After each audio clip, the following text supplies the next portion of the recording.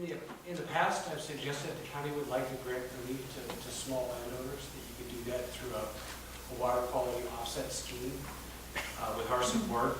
And that would be where you, much like you described with the homeowners association, if one property can't make the reductions, then another property could make greater reductions. I no longer believe that that's an option we can unequivocally support.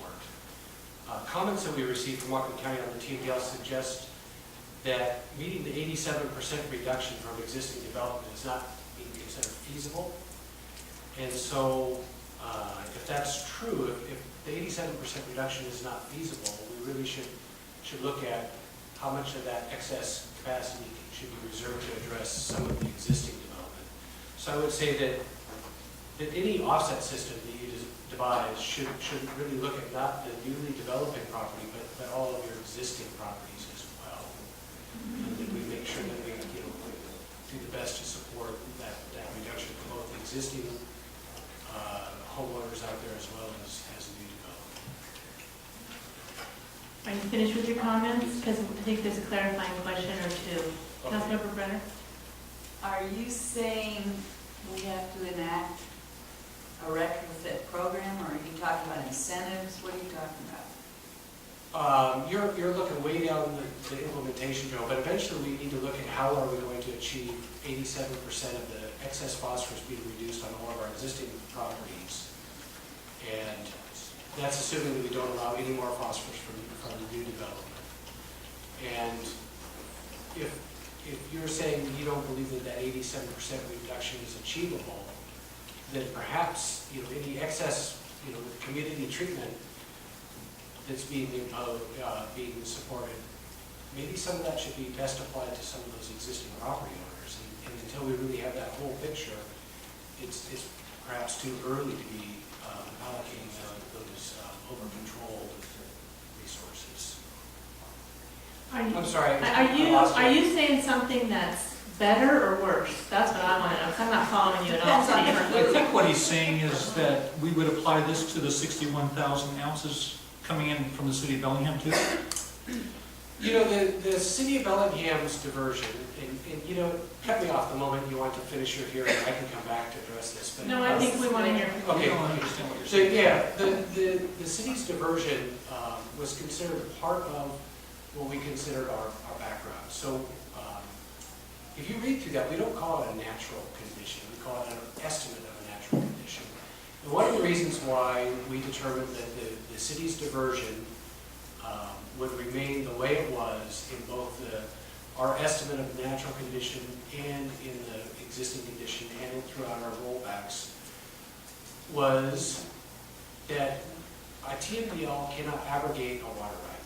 And so the city is exercising a water right. I read that. And so we can't tell them you have to just bring only the water, not the phosphorus, because that's not necessarily feasible. Well, wait a minute. So your water right grants you the right to pollute with phosphorus? It grants you the right to divert that water and put it into the lake. With pollutants in it? With pollutants in it. Wow. We do not currently. That's a bizarre way of looking at it. This is a discussion that's been happening within Ecology since I started this project. We don't write permits for diversions of water, interbates and transfers. And so that diversion of water with its naturally occurring higher than average for Lake Whatcom phosphorus is allowed to be transferred into the lake without a permit because Washington State doesn't currently permit interbasin transfers. And so it's not considered a pollutant because we're not allowed to abrogate their water right. You said phosphorus is not a pollutant? I'm saying that phosphorus that's naturally occurring in the middle fork would not be a pollutant. Now, if somebody was to go up there and drop dog poop in the middle fork, that we could regulate. But that phosphorus that's being in the middle fork and being diverted is not being regulated by permit stuff. So that phosphorus was entered in both under our natural conditions and under our existing condition. We spent a lot of time discussing with watershed planning at the time, because a lot of discussion about the middle fork was going on.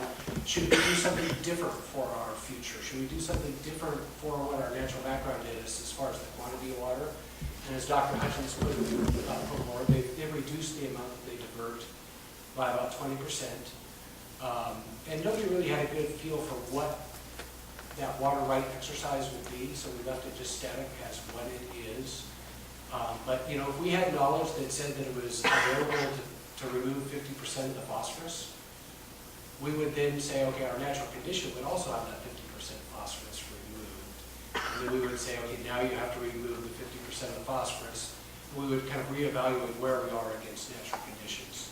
So we can't use the 20% reduction that's occurred as a credit towards meeting the TMDL?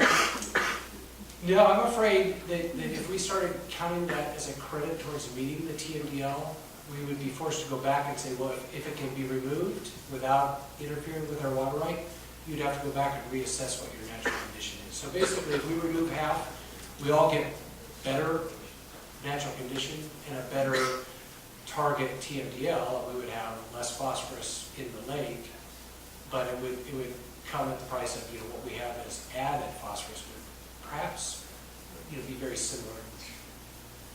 So you keep changing the goalpost on us, Steve. Well, you know, it is, I've been working on this for 15 years, and I've been trying to be as steady as I can. But this is the regulations that I have to work with. We're comparing ourselves to a natural condition, but we are allowed to put that diversion in as part of that natural condition. Similarly, the dam on the lake that holds the water up to that elevation, that was also included. And if you look in the volume 1, we did do an analysis, the request of money to, you know, what's the impact. And so the diversion was removed, the withdrawals were removed, and there was a natural hydrology evaluation. And you can look at that and sort of try to sort out what that might mean. And really, the short story is it's a different lake. It's got a different amount of water in it over the course of the year. It's a very different sort of lake. Okay, there's a couple more questions. I'm going to go to Councilmember Brenner and then Keith. Yeah, I asked your counterpart this earlier today.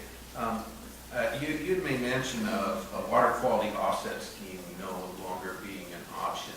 Are you familiar with what they did in Clark County? You know, they took a holistic approach, and they call it entropy-based watershed management.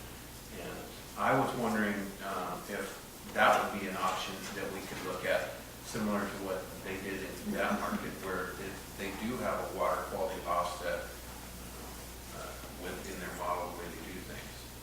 Yeah, okay, well, first I didn't say we couldn't support it. I said I couldn't unequivocally support it. Because previously I was quite happy to support just looking at new development and just saying, you know, one person in their new development could create a transferable offset.